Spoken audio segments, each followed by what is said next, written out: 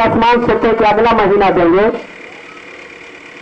और ये महीना नहीं देंगे, इस महीना बहुत काम है, तब हो सकता है आपको अगला महीना जब पैसा आए तो उससे दुगना आपको काम बढ़े।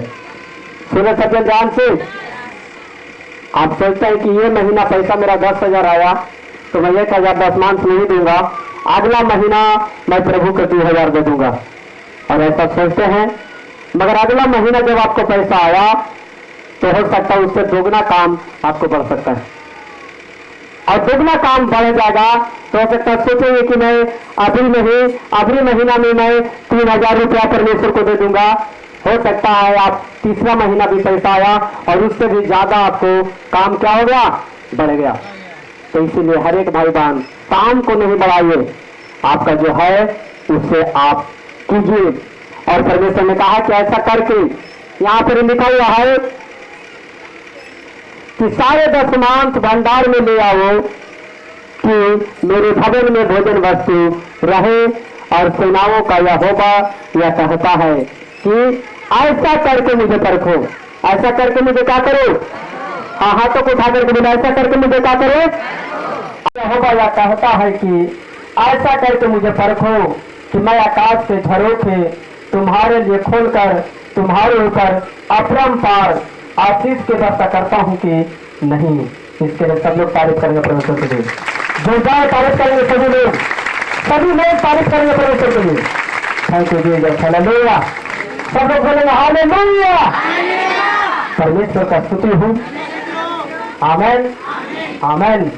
इसी तरीका से एक चाहे आपका भूमि का उपज हो, चाहे वृक्ष का फल हो, चाहे पैसा का दशमांश हो, वो प्रभु का है। आमेन। सुने सज्जन ध्यान से, किसका है? वो प्रभु का है। हालेलुया। इसीलिए उस भेंट में से कभी उठाना नहीं। ने जिस तरीका से मछली मारने वाला रोता रह गया और उसका कुछ नहीं मिला, इसीलिए आप भी रोता रहेंगे और कुछ नहीं होगा। रोने से और बगाने से आपको कुछ मिलता है। आपका हफ्ते में कितना पैसा आया वो भी परमेश्वर जानता है। इसीलिए बहुत से लोग सोचते हैं कि मैं परमेश्वर से छिपा लूंगा या नहीं दूंगा। हम जानते हैं कि परमेश्वर कुछ नहीं करेगा। आप सुन रहे ध्यान से, लोग कुछ नहीं करेगा, मगर परमेश्वर, आप वचन में सुनेंगे कि परमेश्वर आपको क्या करेगा। आप लोग सब लोग सुन रहे ध्यान से, जब आप नहीं देंगे तो आपके ऊपर क्या आएगा, आपके ऊपर क्या बीतेगा, ये वचन में। और जो वचन को सुनेगा, जो वचन पर चलेगा, परमेश्वर ने कहा कि सिर्फ सुनने वाला नहीं, हमें उस पर चलने वाला बनना है। और जब आप चलने वाला बनते हैं तो परमेश्वर आशीषित करता है, परमेश्वर आपको आशीष देता है जो आपको चाहिए। मगर सबसे पहले हमें कर्म करना बहुत जरूरी है। और जो कर्म करते हैं तो लिखा हुआ है क्या मनुष्य परमेश्वर को धोखा दे सकता है?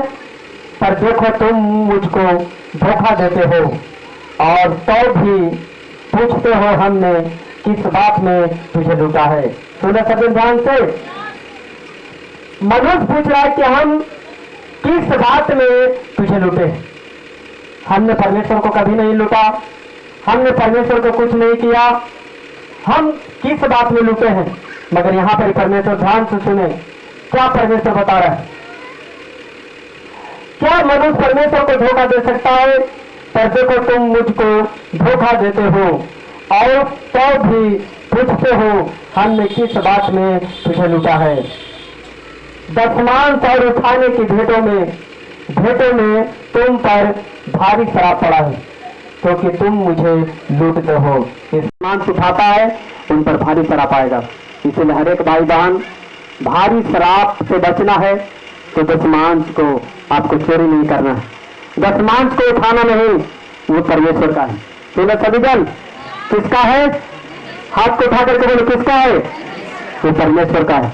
आपको जो दशमांश है उठाना नहीं। हालेलुया। इसीलिए परमेश्वर जब आपका भारी शराब आएगा, चाहे मुसीबत आएगा या परेशानी आएगा, दशमांश उठाएंगे, परेशानी आएगा। इसलिए हर एक भाई बहन आपको परेशानी से बचना है तो दशमांश को नहीं उठाना है। दशमांश को जो परमेश्वर का है वो परमेश्वर को देना है। जो 100 रुपया में 10 रुपया वो प्रभु का है। ये 500 में 50 रुपया वो प्रभु का है। वो 1000 में 100 रुपया वो प्रभु का है। यदि 10,000 रुपया आपको है तो 1000 रुपया वो परमेश्वर का है। यदि 50,000 रुपया आपके पास है तो 5,000 रुपया वो प्रभु का है। 1 लाख आपके पास आमदनी आया तो उसमें 10,000 रुपया वो परमेश्वर का है होगा। इसलिए हर एक भाई बहन जैसा बोलेंगे वैसा फल आएगा। जैसा आप परमेश्वर पर विश्वास करेंगे वैसा आपका जीवन में होगा। हालेलुया।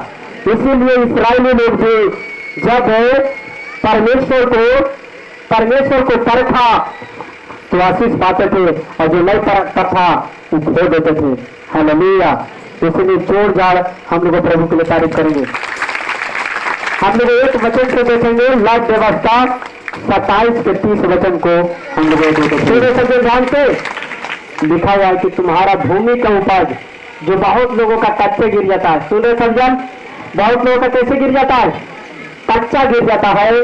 बहुत सा है कि नाश हो जाता है, बहुत सा के पिल्लू नाश कर देता है। तो परमेश्वर ने कहा कि नाश करने वालों को मैं ऐसा भूल दूंगा कि तुम्हारा भूमि के कभी नाश नहीं करेगा। ऐसा पिल्लू को भगाऊंगा कि तुम्हारा कभी भी भूमि का नाश नहीं करेगा। इसलिए हर एक भाई बहन जब आप वृक्ष में से देते हैं, फल में से भी देते हैं तो आपका नाश नहीं होता है।